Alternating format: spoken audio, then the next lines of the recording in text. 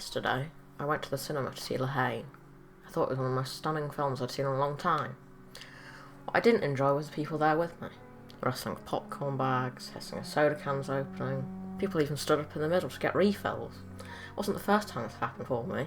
Far from it. But during a film like Haine, it really confused me. The lady I was sitting next to had her phone on vibrate. It went off 4 or 5 times. I didn't mind until she opened her phone to see what was happening. Every few minutes, a portion of the audience would erupt into laughter. Sometimes it was a funny joke, and I did laugh 2 or 3 times myself. But most of these times, these people would be laughing at things that I didn't even think were intended as jokes. Needless to say, I didn't enjoy this experience, and it was one of the worst experiences I'd had in a long time at a cinema. It made me think, people always like this? Before my time, would they have done this? At a premiere screening 30 years ago? Which then turned to what I always think. Why were films so much better back then? What was the turning point, and what happened? Don't get me wrong, I've loved a few films that have come out since the turn of the millennia, but there's a few and far between. Before Y2K, it seemed like every year had multiple perfect films coming out. Take the span from 1980 to 1983, for example. You have so many legendary films coming out in the 30-year time span that it'd be impossible for me to name them all. Okay, it's done now. Now, if you look from 2020 to 2024, you get... Is that it? Where are the rest? Let's use a more specific example.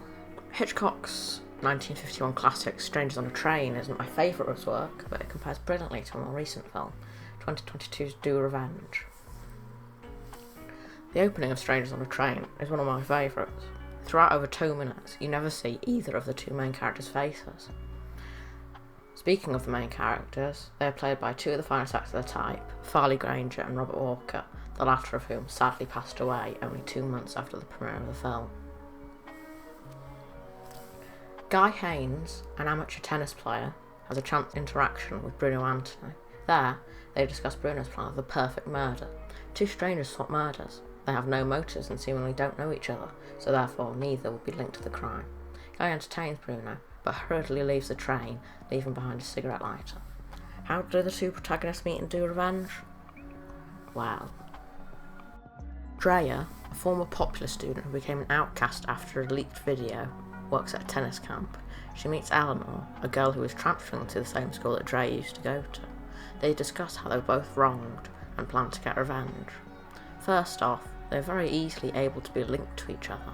One of them works at the same tennis camp that the other attends, so it gets rid of the perfect part of the murder. 2, there is much less interest in a film where both of them are going along with the plan at the very start. At least, I think so. 3, the film then devolves into an M. Night Shyamalan series of ridiculous twists where it is revealed that Drea was the reason Eleanor became known as a lesbian, and that Eleanor was so embarrassed that she changed her name, underwent rhinoplasty and moved. What? And I know some of you are going to say, okay, it was a bad film, mate, so what? But this film was universally praised by critics. RogerEbert.com gave it a higher rating than they did The Thing. Not the 2011 Thing, the 1982 Thing, directed by John Carpenter. Another comparison to make is how the films use colour.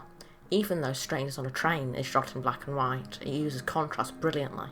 It is most obvious in the scene just after Bruno has murdered Guy's then wife. He brings the glasses to show that he has completed his part of the deal. You see Guy's apartment building, white. This represents the law and order he wants in his life. Then, you see the dark black alley that Bruno is standing in. This represents anarchy, formerly unseen in Guy's life. Bruno says, "You're a free man now." As a police car pulls up, looking for him. He then steps behind the bars of a fence. "You've got me acting like I'm a criminal," Guy says. How does Do Revenge use colour? Well, it doesn't. All they really do is make everything colourful, because the target audience for this one was a bunch of toddlers, apparently. Over the years, a lot of films have lost their nuance. What used to be a form of art has quickly become a commercialised hodgepodge of whatever is trending at that current point in time. I fully blame Marvel for this.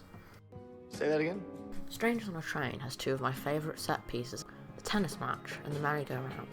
Both of the scenes are something you'd show any director wanting to make a suspenseful scene.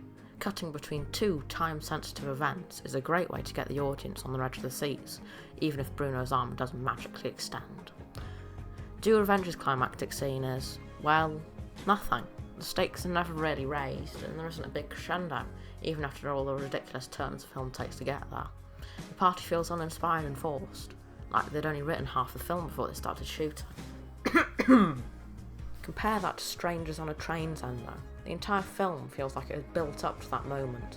Every overarching storyline, every character arc is built up and joined up into one terrifying amusement ride.